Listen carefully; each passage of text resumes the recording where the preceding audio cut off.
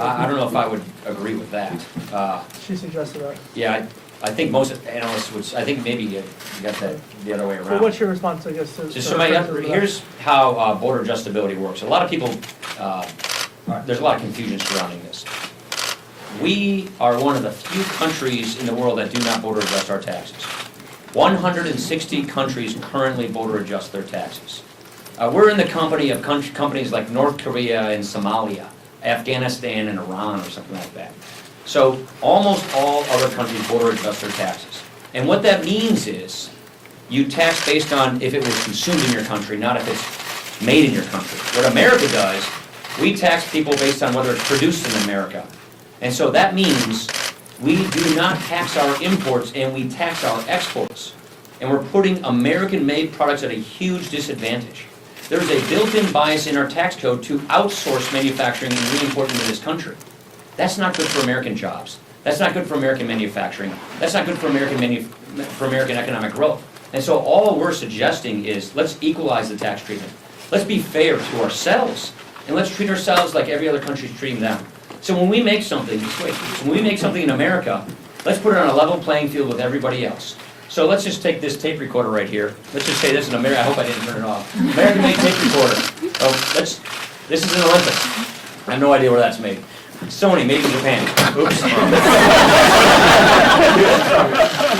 I just want to explain this to you. All right. American-made tape recorder, Japanese-made tape recorder. Here's what Japan does when they make this tape recorder.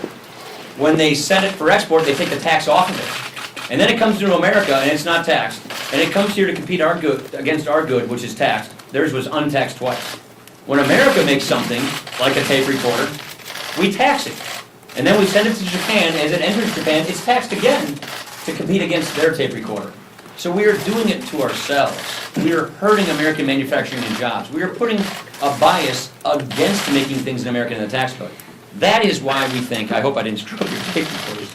That is why we think this is very important. This is good manufacturing policy. With respect to currency adjustments, it is obvious and mathematical that a currency adjustment would occur when we harmonize our tax laws with the rest of the world. For people who are concerned about it, I believe that there are things we can do, and Ways and Means Committee is looking into this, to ameliorate those concerns, to address those concerns, so that the transition from a really bad tax system to one of the best in the world we would get out of this is a gradual transition. I would also say that those who are concerned about this, I think they underappreciate how much better our tax system will be with this kind of provision. So that's my just quick follow-up, is that you're not... You got me going on tax No, reform, sorry. But you're not concerned about that the growing Republican opposition to the border adjustment tax will jeopardize tax reform? No, I don't. Look, go back and read the books that are written about the 1986 tax reform. That was the last time we did tax reform. It's going to be up, it's going to be down, it's going to be on, it's going to be off. You're going to hear, you're going to report 150 stories on tax reform debate between now and when we get tax reform done. We are doing tax reform. Tax reform is going to happen. Do you know why tax reform is going to happen? Because it has to happen. America has the worst tax code in the industrialized world. It is killing economic growth. It is driving companies to become foreign companies. More and more and more U.S. companies are going to leave this country because of our tax laws or get bought by foreign companies, and we will lose our seed corn, our employers. We will lose economic growth. This is existential to our economy, and we know this. And so we're going to get tax reform done, and there's going to be a whole bunch of drama you're going to enjoy covering between now and then. Yeah. The Affordable Care Act has refundable tax credits. How is the refundable tax credit in the House GOP plan different, and why is that better than Affordable deduction? Care Act, they call them refundable tax credits. There's subsidies, and there's subsidies that say we will pay some people some money if you do what the government makes you do. That is not a tax credit. That is not free.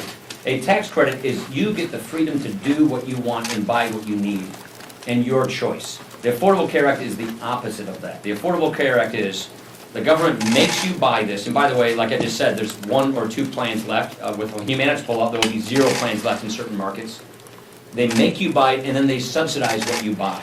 A tax credit is a fixed amount. The Affordable Care Act is not a fixed amount. A tax credit is a fixed amount that is universal to Americans in the individual market to go buy the health insurance plan of their choosing. It is the opposite of Obamacare, which is not a patient-centered system, it's a government-run system. What we're proposing is a patient-centered system where the patient is the designs their plan. The patient gets to decide what they want to do. The nucleus is the patient and her doctor versus the nucleus of the system being the government in Obamacare's sake. And why is Case. the credit? Juan. Yes, thank you, Mr. Speaker. I know that you heard from Secretary Price this morning.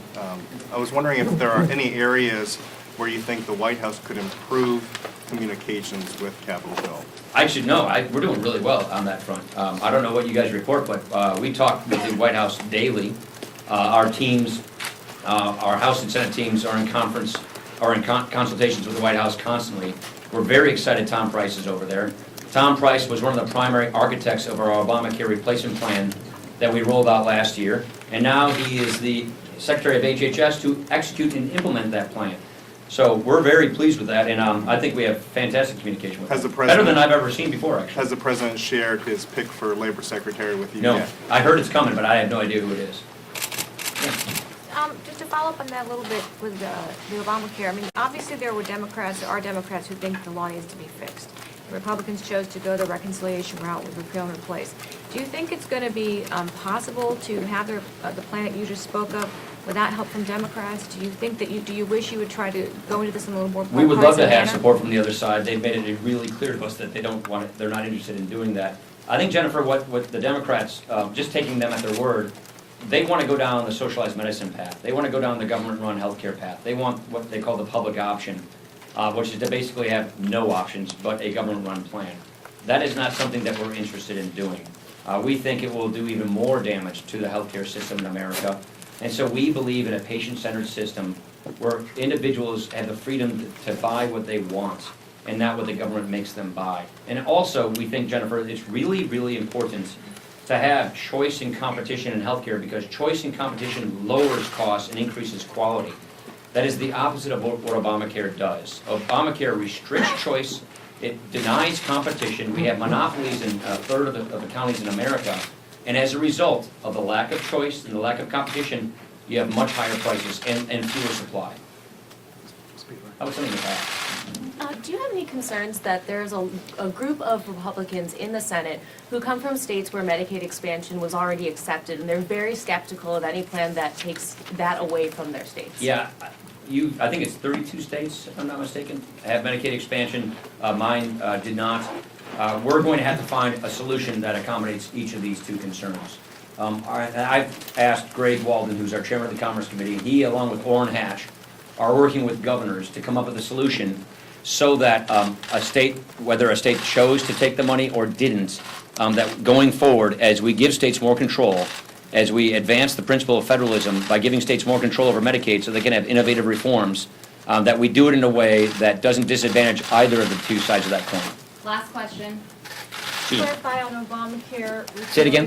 On Obamacare repeal and replace, the week you guys are back from the recess. It's coming, it's after the recess. We're waiting for our scores. So I hate to tell you that CBO and joint tax are going to give us exactly what we want when they say they're going to give it to us. So pending our drafting issues, we're going to be bringing it out after the recess, after the district work period, excuse me. Has Trump, is the plan to be in favor of it?